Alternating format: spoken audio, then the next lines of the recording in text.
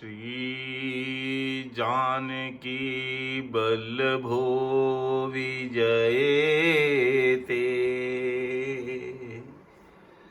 श्री राम जय राम, जय जय राम। श्री राम जय राम, जय जय राम। श्री राम जय राम, जय जय राम। श्री राम जय राम, जय जय राम।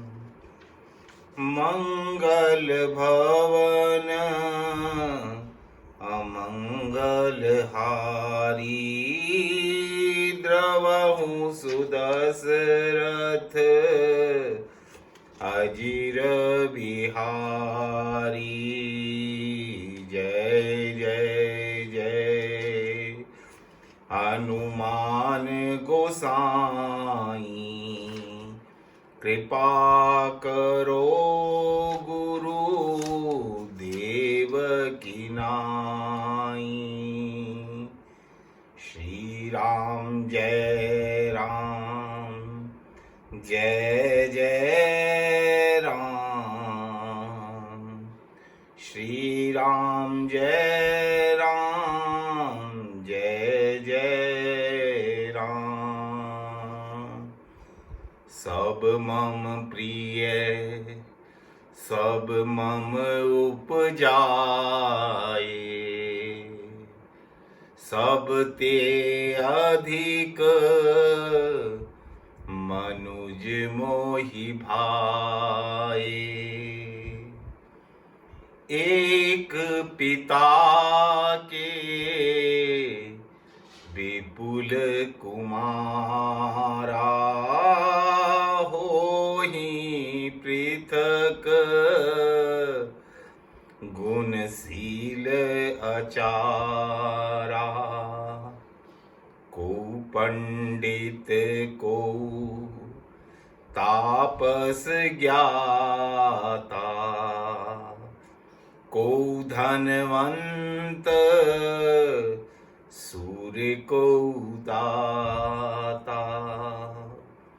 को सर्वज्ञ धर्मरत कोई, सब पर पितहि प्रीति सम होई। को पितु भगत वचन मन कर्मा, सपने हु जानना दूसर धर्मा। सो सुत प्रिय पितु प्राण समाना, यद्यपि सो सब भांति अयाना। देह धरे का एहि फल भाई, भजहु राम सब काम बिहाई। देह धरे का एहि फल भाई, भजहु राम सब काम बिहाई। श्री राम जय राम, जय जय राम। श्री राम जय राम, जय जय राम। जय सिया राम। उत्तरकांड में काकभुसुंडी जी पक्षीराज गरुड़ को जो वार्तालाप कर रहे हैं, उत्तरकांड जो है वो मानस की गीता है।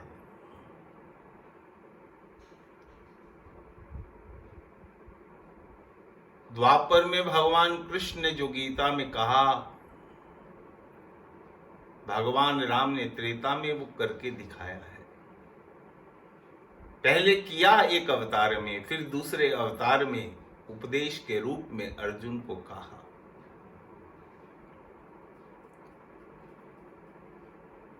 एक बात की चर्चा करने की बार बार मन में आ रही है। जो ये काल चल रहा है, हम अपने किसी भी रिश्तेदार को, किसी भी सगे संबंधी को, किसी मित्र को, किसी पड़ोसी को फोन करें या बात करें और उससे पूछें कि आज का ये समय कैसे बीत रहा है, तो उसका एक ही जवाब, सबका, लगभग सबका एक ही जवाब होता है कि साहब करना क्या है, खा लिए, पी लिए और सो लिए। इसके अलावा मुझे कोई व्यक्ति ऐसा नहीं मिला जो कोई और काम बताता हो। वो कहते हैं बस टीवी देख लिया, कुछ देर सो लिए, फिर खा लिया, पी लिया, फिर बस ऐसे ही पूरा दिन व्यतीत हो जाता है। मगर बात विचारणीय है। जो भगवान कह रहे हैं कि सम्मम प्रिय सम्मम उपजाए, पर सबते अधिक मनुजमो ही भाए, और देह धरे का यही फल भाई, भजो राम सब काम बिहाई। उसका क्या मतलब है? ये सब काम तो बाकी सब 84 लाख योनि, जितनी भी योनि हैं, जो वो सब कर रही हैं। फिर भगवान को मनुज अधिक क्यों प्रिय है? मनुष्य ही अधिक प्रिय क्यों है? उसके पीछे कारण तो एक ही है कि मनुष्य को भगवान ने बुद्धि दी है और उस बुद्धि में विवेक दिया है, और उस विवेक के द्वारा वो भजन कर सकता है, सद्कार्य कर सकता है। मगर आज के इस समय में जीव अगर सबसे ज्यादा किसी चीज से दूर होता जा रहा है तो भगवान के नाम से दूर होता जा रहा है। मैं सबकी बात नहीं कर रहा, मगर प्राय लोगों की यही दिनचर्या है कि भगवान के नाम में कोई रुचि नहीं है। फिर भगवान को मनुष्य प्रिय कैसे होगा? काकभुसुंडी जी कह रहे हैं गरुड़ को कि एक बाप के कई पुत्र हैं और सभी पुत्र,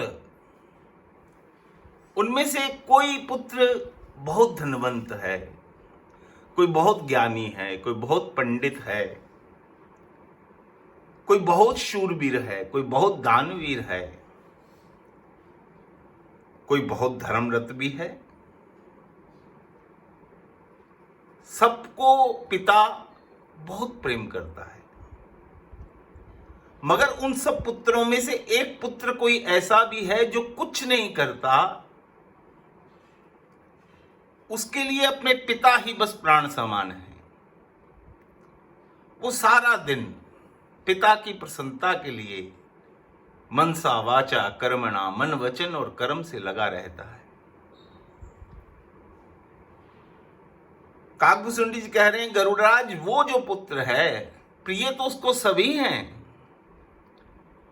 मगर जो पुत्र दिन रात अपने पिता के लिए लगा रहता है, वो पुत्र पिता को अपने प्राणों के समान प्रिय है। सो सुत प्रिय पितु प्राण समाना।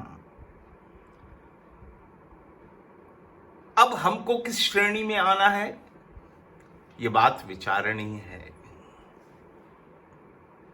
भगवान का नाम अति आवश्यक है जीव के लिए। आप कोई भी कार्य करें, सत्कार्य की जो सूची है वो बहुत लंबी है, मगर इन सब में से अगर किसी ने प्रभु से प्रेम प्राप्ति करनी है, कृपा प्राप्ति करनी है, तो वो केवल एक ही साधन है, हरि नाम।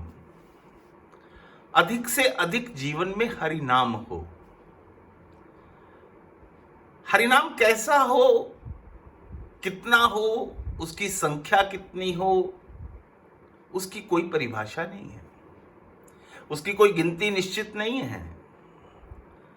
हरिनाम लेना हमारा स्वभाव बन जाए, हमारा जीवन बन जाए। जैसे हमारा श्वास स्वयं चलता रहता है, स्वयं चलता रहता है, इसी प्रकार उस श्वास के साथ साथ हरिनाम सतत चलता रहे, सतत अपने आप चलता रहे। वो स्थिति तो बनते बनते बनते बनते बनती है, मगर एक प्रयास तो प्रारंभ हो। ये समय जो मिला, अपने घर में बुजुर्ग से, बुजुर्ग व्यक्ति से भी अगर पूछो तो वो कहते कि नहीं देखा, ऐसा समय नहीं देखा। मगर इसी बात को अगर हम कुछ पॉजिटिव दृष्टि से देखें, कुछ अच्छी नजर से देखें, तो ये भी तो विचार कर सकते हैं कि भगवान ने अपने नजदीक लाने के लिए कितना सुंदर समय दिया है।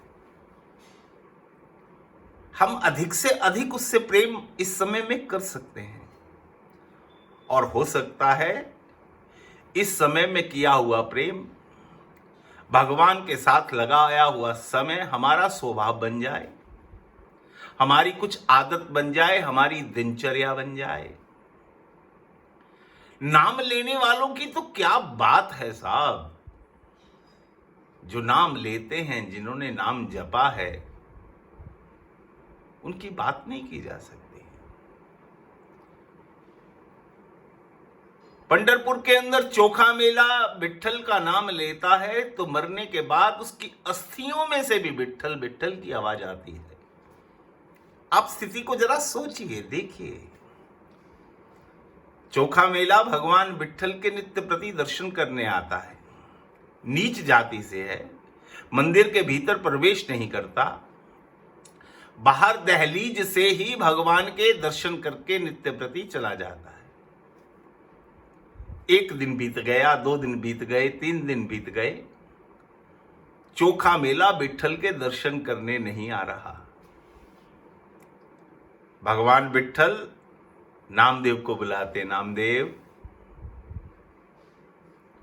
मुझे बड़ी छटपटाहट हो रही है, मुझे बड़ी चिंता हो रही है। नामदेव ने कहा, प्रभु आप दुनिया के मालिक, आपको किस बात की चिंता? विट्ठल ने कहा, नहीं नामदेव, वो मेरा एक भक्त है, वो रोज आता है, रोज दहलीज से मुझे देख कर जाता है, मुझे रोज नित्य प्रति दर्शन करके जाता है, मगर 3 दिन बीत गए, वो आ नहीं रहा, मुझे कुछ अच्छा प्रतीत नहीं हो रहा। तू पता तो करवा, पंढरपुर में पता तो करवा कि वो कहां पर है, कैसा है, ठीक से तो है। नामदेव पता करवाते हैं, पता लगता है कि चोखा मेला जो है वो जाति का राजमिस्त्री है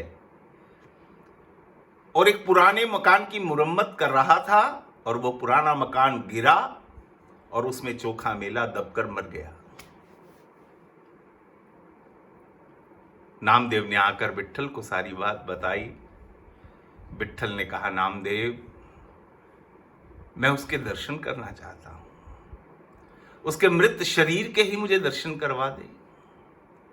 नामदेव फिर गांव में गया, पता किया, उसने कहा कि उनका तो शरीर का अंतिम संस्कार हो चुका। नामदेव ने आकर विट्ठल को फिर कहा कि विट्ठल उसका अंतिम संस्कार हो चुका, अब उसके शरीर के दर्शन संभव नहीं है। भगवान की आप आतुरता की हद देखिए कि भगवान विट्ठल फिर नामदेव को कहते हैं कि नामदेव चल शरीर भी छोड़, उसकी अस्थियां लाकर ही मुझे दर्शन करवा दे। नामदेव ने फिर पता किया कि अगर अस्थि विसर्जन ना हुआ हो तो एक बार विट्ठल उनके दर्शन करना चाहते हैं। गांव वालों ने बताया कि गरीबी बहुत थी, पैसे का अभाव था, कई मजदूर और चोखा मेला इकट्ठे मरे थे, तो सबका सामूहिक दाह संस्कार कर दिया गया। इसलिए पहचाना नहीं जा सकता कि कौन सी अस्थि चोखा मेला की है और कौन सी किसी और मजदूर की है। नामदेव ने सारी वार्ता विट्ठल को बताई। विट्ठल ने नामदेव को कहा कि नामदेव, मैं तुझे बताता हूं, तू उन अस्थियों के पास जा और एक एक अस्थि उठाकर देखना और अपने कान से लगाना, तुझे पता चल जाएगा कि मेरे चोखा मेला की अस्थि कौन सी है। नामदेव कुछ समझ नहीं पाया बात को, मगर प्रभु के कहने पर वो चला गया। जो अस्थियों का ढेर था, एक अस्थि उठाता, कान पे लगाता, रख देता, एक अस्थि फिर उठाता, फिर कान के लगाता, रख देता, फिर बीच बीच में कोई अस्थि ऐसी आती, जब उसको उठाकर कान पे लगाता तो नामदेव भी घबरा गया। नामदेव के शरीर के भी रोम रोम खड़े हो गए। क्या देखता है कि उस अस्थि में से आवाज आ रही है, माझा विट्ठल, माझा विट्ठल, माझा विट्ठल। कितना नाम जपा होगा पूरे जीवन के अंदर कि मरने के बाद अस्थियों में से भी भगवान के नाम की आवाज आती है। जनाबाई के उपलों में से विट्ठल विट्ठल की आवाज आती है। निर्जीव चीज को छू दे ऐसा कोई भजन लेवा, नाम लेवा, कि उसमें से भी निर्जीव चीज भी सजीव हो उठे, निर्जीव में से भी भगवान के नाम की आवाज आए।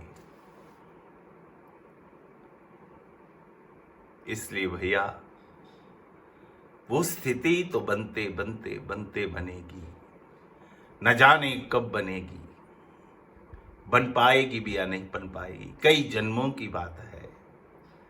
मगर हमारी दिनचर्या का एक हिस्सा तो बने हरिनाम। हमारी दिनचर्या में ये तो लगे, हमें ये तो महसूस हो कि हरिनाम भी जरूरी है, एक दिनचर्या का भाग है हमारा। जैसे दफ्तर जाना, नहाना, खाना, पीना, सोना सब जरूरी है। उस जरूरी की सूची के अंदर एक हरिनाम भी तो ऐड हो जाए इस समय के अंदर। इतनी आदत हमारी बन जाए कि हमारा जो बाकी जीवन है, और मरने से क्या घबराना साहब। अगर जीवन एक उत्सव है तो मृत्यु भी एक उत्सव है। मरना तो है ही है।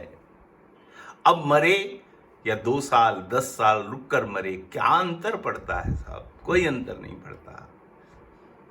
मगर जाएं तो कुछ तैयारी तो हो, कुछ तो साथ में हो।